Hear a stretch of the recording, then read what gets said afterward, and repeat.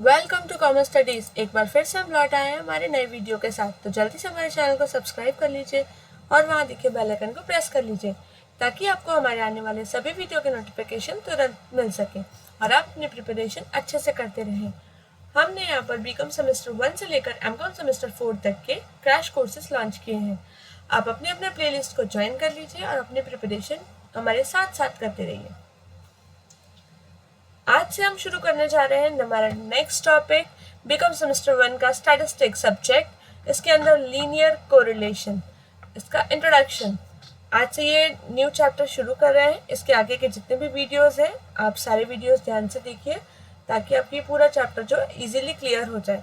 इसके बाद भी अगर इसके अंदर के कोई सम्स हैं जो आपको लगता है बाद में कि आपको एड ऑन करवाने जैसा है या आपको चाहिए उसका सोल्यूशन समझ में नहीं आ रहा है तो आप वो भी नीचे कमेंट सेक्शन में लिखकर हमें बता सकते हैं। साथ ही हमारा टेलीग्राम चैनल ज्वाइन कर लीजिए ताकि आपको हमारे क्लासेस के सारे नोटिफिकेशंस एंड इन सारी वीडियोस की पीडीएफ्स वगैरह वो आपको इजीली वहाँ पर मिल जाए। इसके अलावा अगर आप पर्सनल क्लासेस ज्वाइन करना चाहते हैं तो उसके लिए भी आप हमारे दिए गए email ID and phone number से हमें कॉन्टैक्ट कर सकते हैं। तो चलिए शुरू करते हैं linear correlation.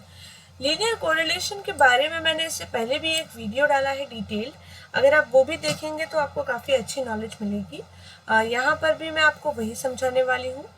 Correlation, what is correlation? सबसे पहले भी हम सुनते हैं कि यहाँ हमने 12th में भी पढ़ा था कि यस कोरिलेशन है X Y multiplication and all that, but actual में कोरिलेशन है क्या?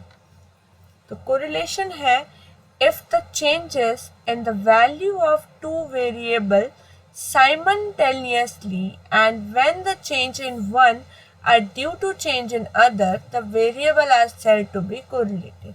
यानी दो वेरिएबल हैं, दोनों ही एक दूसरे से जुड़े हुए हैं। किस तरह से जुड़े हुए हैं कि अगर इसमें कोई चेंजेस आता है तो वही चेंजेस इसमें भी आएगा। वही यानी एकदम सेम नहीं, बट उसका जो चेंजेस है वो इसके ऊपर भी उसकी इफेक्ट आएगी, उसका भी चेंजेस होगा। एंड इन दोनों के बीच का ये जो रिलेशनशिप है वेदर इट इज डायरेक्ट और इनडायरेक्ट, वो हम कहेंगे correlation.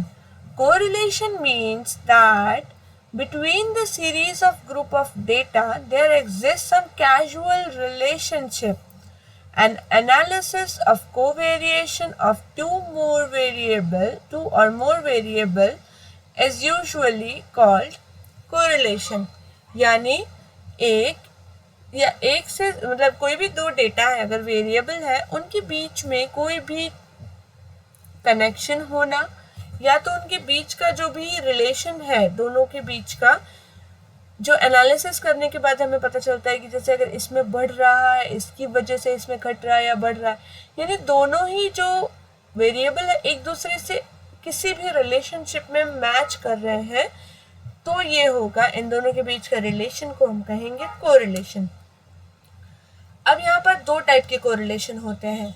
First is positive correlation and second है negative correlation. Positive correlation, when the change in the value of two variable are in same direction, यानी दोनों का वैल्यू के चेंजेस एक ही डायरेक्शन में है तो हम इसे कहेंगे positive correlation. When the value of one variable increases, the value of other also increases, and when the value of one variable decreases, the value of other also decreases. The correlation between them is said to be positive। ऐसा relation है तो हम इसे positive कहते हैं।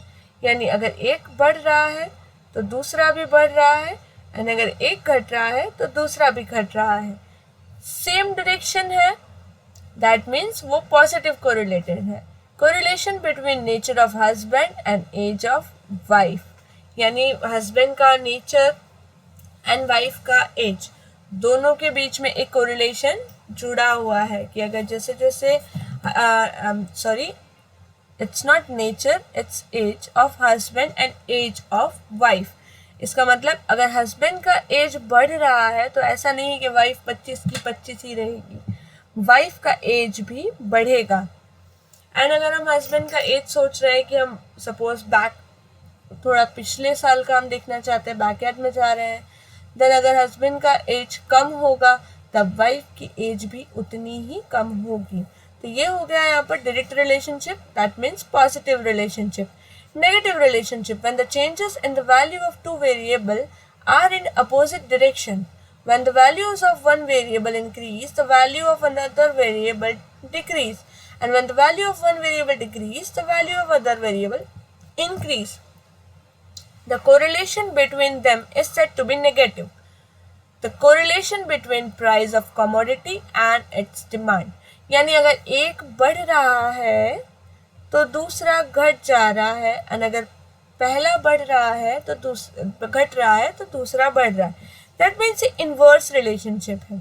यहाँ पर है सेम डायरेक्शन, यहाँ पर है इनवर्स रिलेशनशिप। तो जब भी यहाँ पर इनवर्स रिलेशनशिप होगा दैट मीन्स ये कौन सा कोरिलेशन है, नेगेटिव कोरिलेशन। अब यहाँ पर हम एग्जाम्पल के लिए ले सकते हैं जैसे कि price of commodity and it's demand.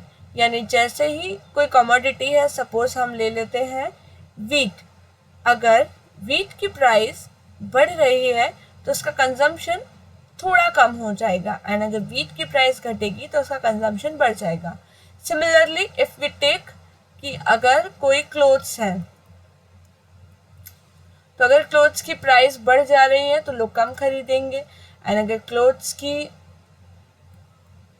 Price and purchase and clothes की प्राइस अगर घट रही है तो लोग ज़्यादा से ज़्यादा खरीदेंगे, जैसे कि सेल में होता है, ज़्यादा से ज़्यादा लोग वहाँ पर पहुँच जाते हैं। तो यहाँ पर हो गया कोरिलेशन, क्या हो गया यहाँ पर, इनवर्स कोरिलेशन, नेगेटिव कोरिलेशन।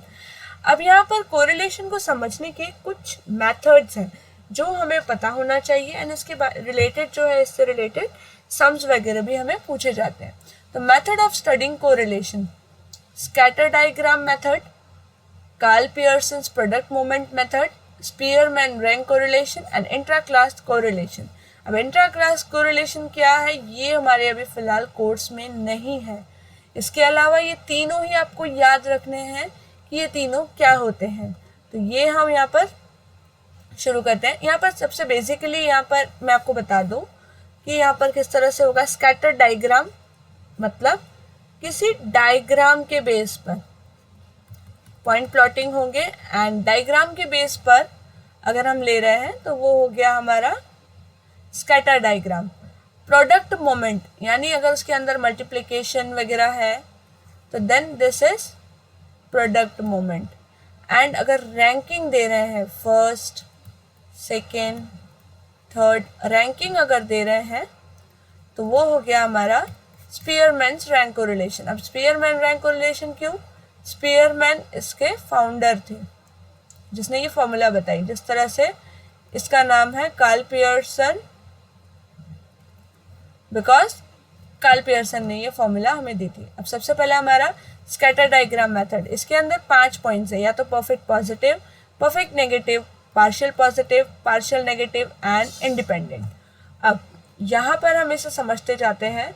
सबसे फर्स्ट है perfect positive positive correlation. Perfect positive यानी ये हमारा डायग्राम है, इसके अंदर जो डेटा दिया हुआ है उसके हिसाब से हमने पॉइंट प्लॉटिंग की, एंड यहाँ का जो ग्राफ था वो कुछ इस तरह से गया, straight upward.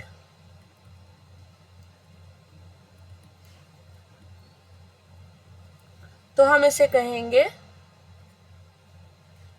Perfect positive. And अगर हमने दूसरा ग्राफ बनाया है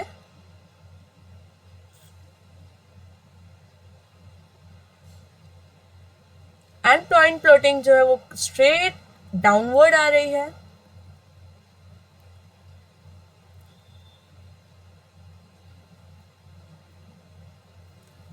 देन यहां पर हो गया परफेक्ट नेगेटिव। ये हो गया हमारा परफेक्ट पॉजिटिव, ये एक्स एक्सिस एंड ये वाई एक्सिस।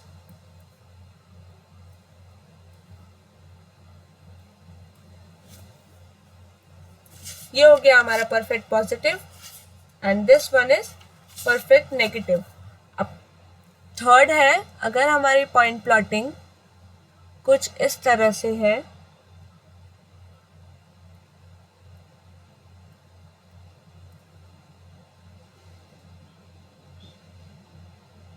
जिसका ग्राफ इस तरह से बन रहा है, अप्स एंड डाउन्स है, बट बेसिकली आप देखेंगे तो ये ग्राफ जा रहा है ऊपर की तरफ। दैट मीन्स अगर अपवर्ड जा रहा है तो ये हो गया पार्शियल पॉजिटिव, बिकॉज नीचे भी है इसलिए पार्शियल। इसके बाद वाला है, अगर पॉइंट्स इस तरह से हैं,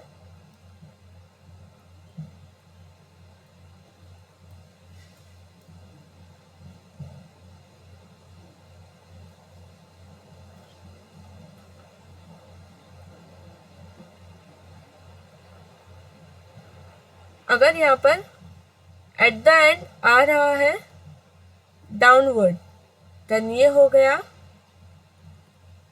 पार्शियल नेगेटिव। एंड लास्ट में है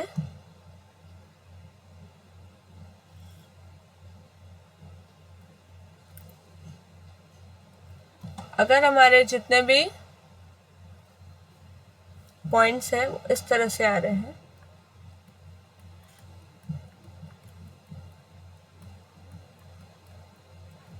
जिसमें ना आप हमें समझ में आ रहा है ये ऊपर है नीचे है, ये सब मिक्स में है, अगर तो यहाँ पे हम कोई रिलेशन नहीं डिफाइन कर पा रहे हैं, तो ये हो जाएगा इंडिपेंडेंट वेरिएबल, बिकॉज यहाँ पर वेरिएबल के बीच में कोई भी रिलेशनशिप ही नहीं है, तो ये हो गए लीनियरली इंडिपेंडेंट, ये भी हम बोल सकते हैं। अब इसके कुछ मेरिट्स एंड डिमेरिट्स हैं, हम वो देख लेते हैं। मेरिट है, this is the simple method of studying correlation between two variable. Simple method है, डायरेक्टली जो भी डेटा दिया हुआ है उसके हिसाब से पॉइंट प्लॉटिंग करें एंड हमें पता चल जाएगा रिलेशन कैसा है। More mathematical knowledge is not required in this method. Mathematical knowledge ज़्यादा ज़रूरत नहीं है बिकॉज कुछ साइंटिफिक नहीं है। If one of the pair of values extreme, then it does not influence much in deriving the conclusion. अगर एक है वैल्यू बहुत ज़्यादा एक्सट्रीम में है तो वो कुछ ज़्यादा फर्क नहीं पड़ेगा उसके कंक्लूजन पे पहुंचने में, तुरंत हमें कंक्लूजन उसका मिल जाएगा। It is the first step in studying the relationship between variable. Variable के बीच में रिलेशनशिप समझने का ये सबसे फर्स्ट स्टेप था। डीमेरिट्स क्या है? This method gives an idea about direction and up to some extent. The degree of relationship between the variable, but not give the exact measure of relationship between the variable. अब यहाँ पर हम कह सकते हैं yes, positive relation है, negative relation है, relation नहीं है, बट पॉजिटिव है अगर तो कितना पॉजिटिव है, कितना मिलता जुलता है, कितना वो लोग एक ही डायरेक्शन में जा रहे हैं। हो सकता है एक बढ़ रहा हो पर दूसरा इतना बढ़ रहा हो, तो ये चीज़ जो है कि कितना बढ़ रहा है ये फाइंड आउट करना थोड़ा इसमें मुश्किल हो जाता है। तो इसके लिए हमारा सेकेंड जो थे वो आया Karl Pearson's product moment method. The amount of relationship between two variable can be numerically measured. तो वेरिएबल के बीच का जो भी रिलेशनशिप है वो न्यूमेरिकल यहाँ पर मेजर कर सकते हैं। The numerical measure of correlation between two variable is known as correlation coefficient and it is denoted by R. Correlation coefficient कहते हैं उस रिलेशनशिप को, एंड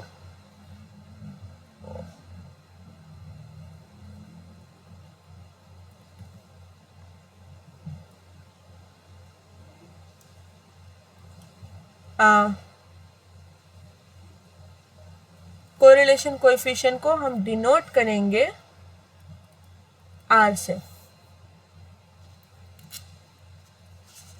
यहाँ पर कुछ प्रॉपर्टीज दी हुई है इससे रिलेटेड, जो कि है the correlation coefficient lies between -1 and +1। इसकी वैल्यू हमेशा -1 से +1 के बीच में ही आनी चाहिए, तभी हम कह सकते हैं कि यस इसके बीच में कोरिलेशन है।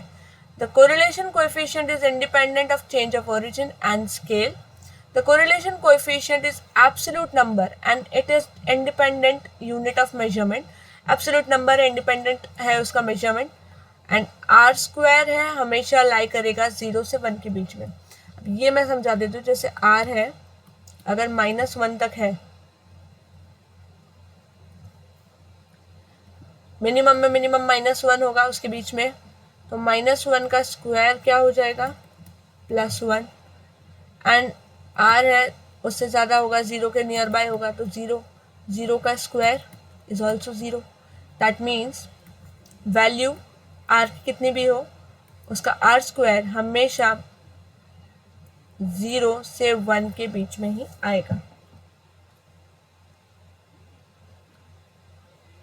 अब यहाँ पर कुछ फॉर्मूलाज हैं जो कि ज़रूरी है लीनियर कोरिलेशन के लिए, कि फार्मूला जो है लीनियर कोरिलेशन का वो बना कैसे है। तो R का यहाँ पर मतलब होता है दोनों के बीच का रिलेशनशिप, यानी covariation between x and y, and यहाँ पर आ जाएगा standard deviation of x into standard deviation of y। अब इसको हम इस तरह से भी लिख सकते हैं, covariation of x and y, standard deviation of x means sx multiply by sy। अब ये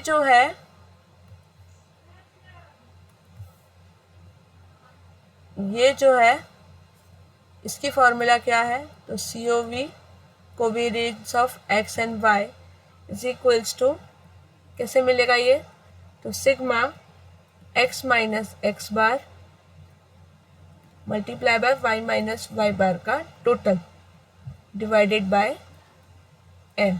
ये हमें मिलेगा covariance of x and y।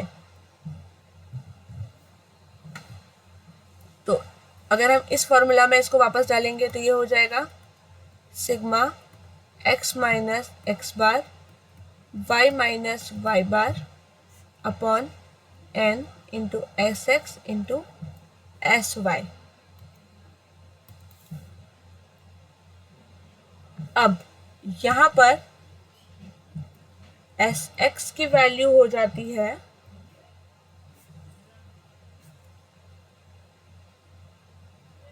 Sigma x minus X bar का स्क्वायर अपॉन n।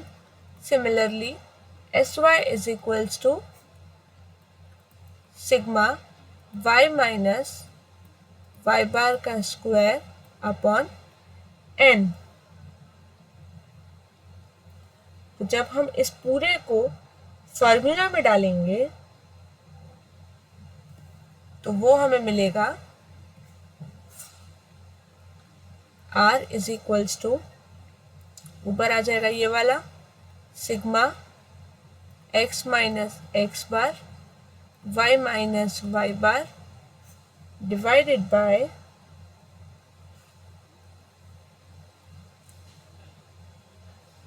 n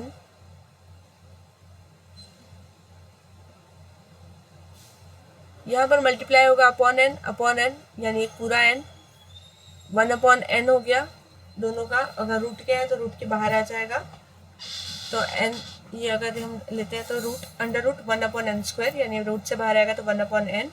यहाँ पर n मल्टीप्लिकेशन में है, दोनों n कट हो जाएंगे, तो यहाँ पर n जो है वो निकल जाएगा एंड यहाँ डायरेक्टली आ जाएगा हमारा ऊपर का value which is sigma x minus X bar का square into sigma y minus Y bar का स्क्वायर। अब इसे हम और किस तरह से रिप्रेजेंट कर सकते हैं, तो इसे हम इस तरह से भी रिप्रेजेंट कर सकते हैं, R is equals to sigma X Y minus N X bar minus Y bar upon N into S X into S Y. ये भी एक सेकेंड फार्मूला है, इसको भी आप याद रखिए। ये फार्मूलाज वगैरह जो भी है ये सारी बहुत ज़्यादा इंपॉर्टेंट है, ये एग्जाम में ज़रूर पूछी जाती है, इस पर पूरा चैप्टर बेस्ड है। एंड द थर्ड फार्मूला है हमारा एवरग्रीन, जो कि सबसे ज़्यादा आपको पूछा जाएगा। वो फार्मूला है N into sigma X Y minus sigma X into sigma Y. ये अपने 12th में भी बहुत पढ़ा है, ये सेम वही फार्मूला है। Under root N sigma X square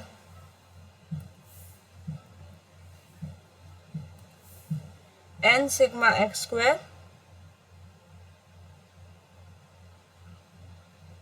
minus sigma X का square into N sigma Y square minus sigma Y का होल स्क्वायर। तो ये यहाँ पर फॉर्मूला यहाँ पर आ जाती है। अगर यहाँ पर इसी तरह से शॉर्टकट मेथड यूज़ करते हैं तो यू एन वी आ जाएगा। वो जिस तरह से जैसे जैसे सम आएंगे वैसे वो आपको एक्सप्लेन कर दिया जाएगा।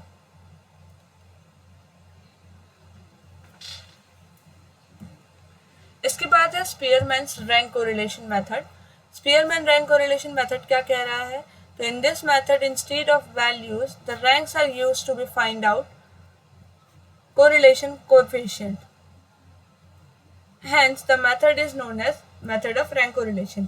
अब यहाँ पर वैल्यूज की जगह हम क्या देखते हैं? रैंक्स, इसीलिए इस मेथड को कहते हैं method of rank correlation. This method is also useful when the variation in series are more. Pearson method become tedious in such situation. अगर बहुत ज़्यादा है सीरीज में वेरिएशन तो कार्ल पियर्सन का मेथड करना थोड़ा सा मुश्किल हो जाता है, इसलिए यहाँ पर रैंक कोरिलेशन हेल्प करता है। इसके कुछ मेरिट्स हैं एंड डिमेरिट्स हैं, हम वो देख लेते हैं। इसके अंदर बेसिकली जैसे ब्यूटी है, ऐसी सारी चीज़ें हैं, उसको हम रैंक में दे देते हैं। या तो अगर कोई नंबर्स भी आए हैं, जैसे क्लासरूम में बहुत सारे बच्चे होते हैं, तो उस हिसाब से वहाँ पर भी नंबरिंग दे दी जाती है, रैंक दे दिया जाता है, ताकि उनके बीच का रिलेशनशिप हम इजीली फाइंड कर सके कि yes this one is first and this is second.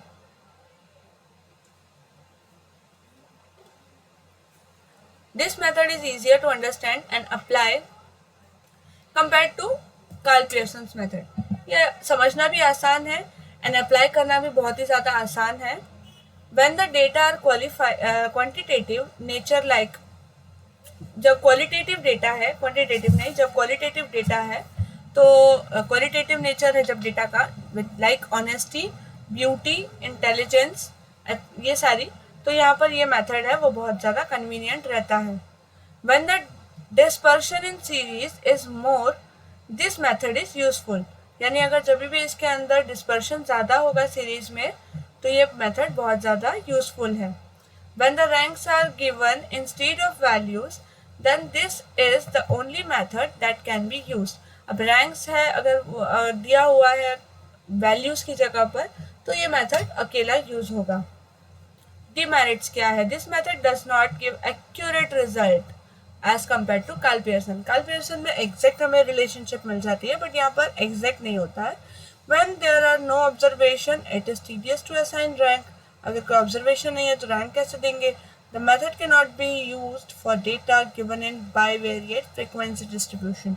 अगर bivariate frequency distribution में डेटा दिया है तो इस मेथड से उसे फाइंड करना काफ़ी ज़्यादा मुश्किल हो जाता है। अब इसके बाद दिया है हमें देखना है वो है interpretation of correlation coefficient. Interpretation क्या है कोरिलेशन कोएफिशिएंट का? अब अगर r+1 है तो हम उसे क्या समझेंगे? It shows perfect positive correlation between two variable. Perfect positive होगा तो वो +1 होगा। And increase in the value of one variable is associated with the proportional increase in the another variable. +1 है, पॉजिटिव है, दैट मीन्स एक के अंदर increase है तो सेकेंड में भी इंक्रीज है। अगर एक में डिक्रीज होता है तो सेकेंड में भी डिक्रीज होता है। The point of On the scatter diagram for such variable are in straight line increasing order। तो यहाँ पर जो स्कैटर डायग्राम का पॉइंट है वो स्ट्रेट लाइन एंड अपवर्ड जाएगा. Interpretation of r equals to -1. It shows perfect negative correlation between two variables. For such variable, an increase in the value of one variable is associated with the proportional decrease in the value of other variable. यहाँ पर perfect negative correlation है.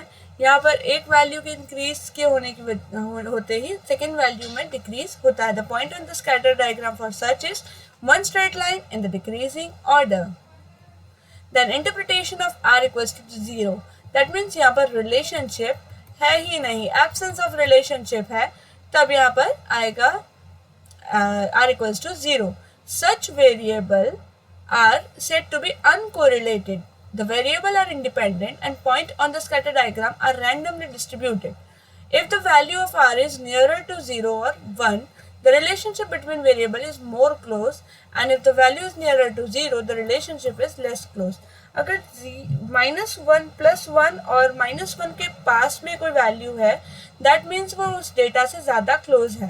But अगर 0 के पास जैसे जैसे आता जाएगा, that means वो रिलेशनशिप वहाँ पर कम क्लोज है. इसके बाद नेक्स्ट है, the relationship between variable is not proportional to the value of r. 0.8 does not indicate the relationship. The relation is 2 times closer than when r equals to 0.4 and r equals to 0.8 indicate more closeness than the relationship than the 0.r.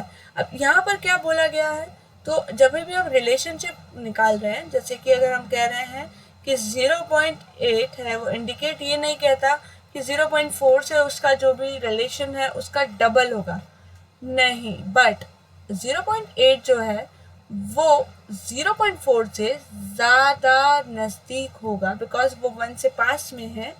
ये आपको यहाँ पर समझना है. Before interpreting the value of r, we should examine whether there exist cause and effect relationship between the variable. यहाँ पर r निकालने से पहले हमें देखना होगा कि क्या यहाँ पर दोनों वेरिएबल के बीच में कॉज एंड इफेक्ट का रिलेशनशिप है. फिर ऐसा तो नहीं है कि उनके बीच में रिलेशन ही नहीं है, and we are focusing on that. तो in estimating the population, correlation coefficient from the value of sample, correlation coefficient of probable error R should also be taken into consideration. अब जब भी हम अगर कोरिलेशन कोएफिशिएंट निकाल रहे हैं तो उसका प्रोबेबल एरर को भी हमें ध्यान में रखना पड़ेगा. तो आई होप आपको वीडियो अच्छे से समझ में आया होगा. यहाँ पर मैंने पूरा चैप्टर कवर करने की कोशिश की है, एंड एक बार आप ये थ्योरी है वो भी आप अपने हिसाब से भी एक बार रीड करिए, तो आपको काफ़ी ज़्यादा बेनिफिट रहेगा. एंड अगर आपको ये वीडियो पसंद आया है तो प्लीज़ हमारे चैनल को सब्सक्राइब कीजिए, शेयर कीजिए, लाइक कीजिए. अगर आपको इससे रिलेटेड कोई भी डाउट है या अगर आप कुछ भी पूछना चाहते हैं या इससे रिलेटेड आपको कुछ समझ नहीं आया है तो आप हमें हमारे कमेंट सेक्शन में लिखकर बता सकते हैं. मैं उसे आपको एक्सप्लेन ज़रूर करूँगी. इसके साथ ही अगर अभी तक आपने हमारा प्लेलिस्ट ज्वाइन नहीं किया है तो उसे भी आप ज्वाइन कर लीजिए ताकि आप अपने प्रिपरेशन अच्छे से कंटिन्यू करते रहें. Thank you so much.